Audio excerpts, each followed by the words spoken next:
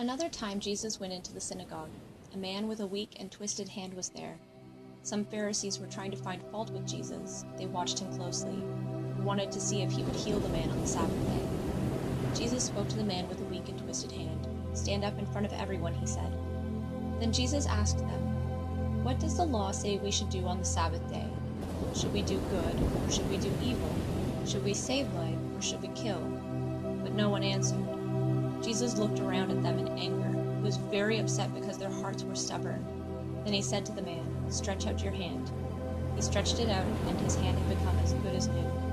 Then the Pharisees went out and began to make plans with the Herodians. They wanted to kill Jesus. Jesus went off to the Sea of Galilee with his disciples. A large crowd from Galilee followed. People heard about all that Jesus was doing, and many came to him. They came from Judea, Jerusalem, and Idumea. They came from the lands east of the Jordan River, and they came from the area around Tyre and Sidon.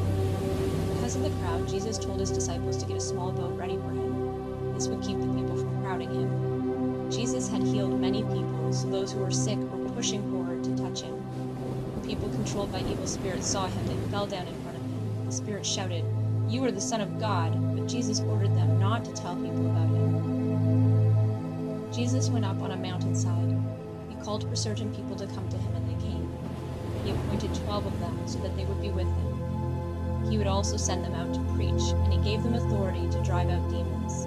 So Jesus appointed the 12 disciples. Simon was one of them. Jesus gave him the name Peter.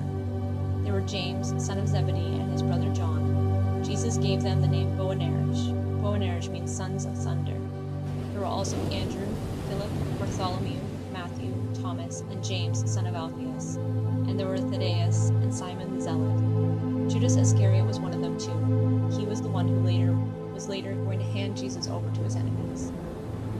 Jesus entered a house. Again a crowd gathered.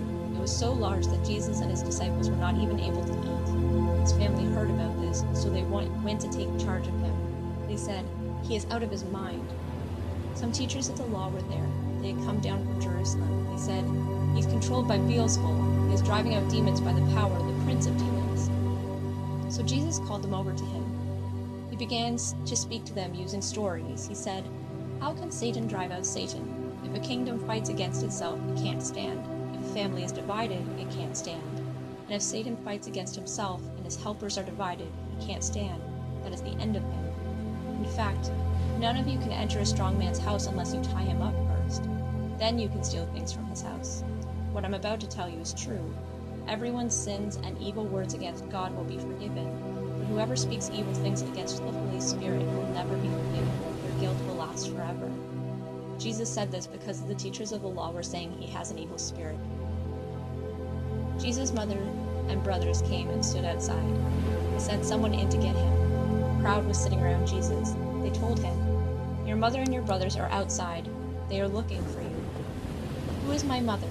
Who are my brothers?" he asked. Then Jesus looked at the people sitting in a circle around him. He said, "Here is my mother.